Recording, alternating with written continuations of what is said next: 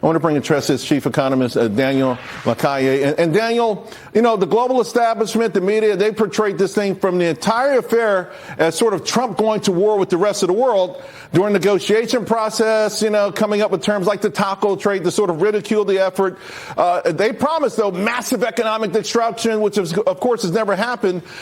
I like starting this show with you because you kind of called this whole thing out from the very beginning. It's working out the way you said it would. Your thoughts on this EU deal?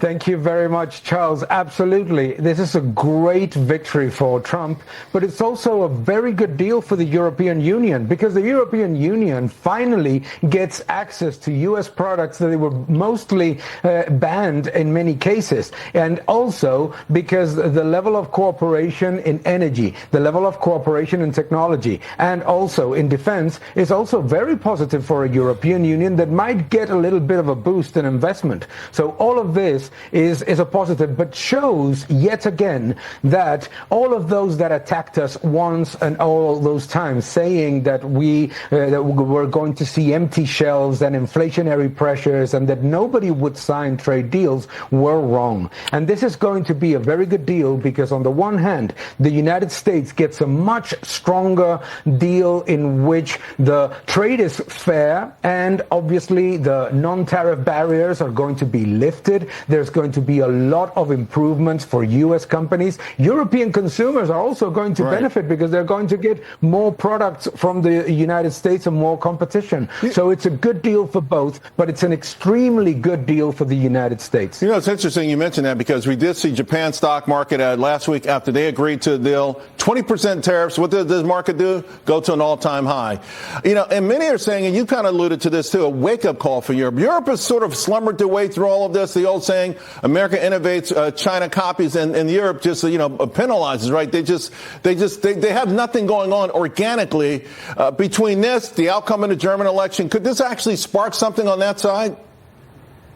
It is very positive because it's a wake-up call that brings the European Union and the United States together in a partnership that it can only bring positive things, both for the United States, obviously, and the European Union, and that wakes up the defense sector, the technology sector, and also the agriculture and automotive sector. Those things are positive. The worst thing for the European Union has been the excess regulation. Yeah. Regulation has been exceedingly elevated, and it's not getting better without deals like this. This actually starts the end of non-tariff barriers, and that's a very positive thing, and President Trump was right about it all along. It's so crazy, Daniel, the status quo, right, and the folks behind it, listen, they have a lot of reasons for not wanting to upset the apple cart, and the fact that the lopsided gains that they were making.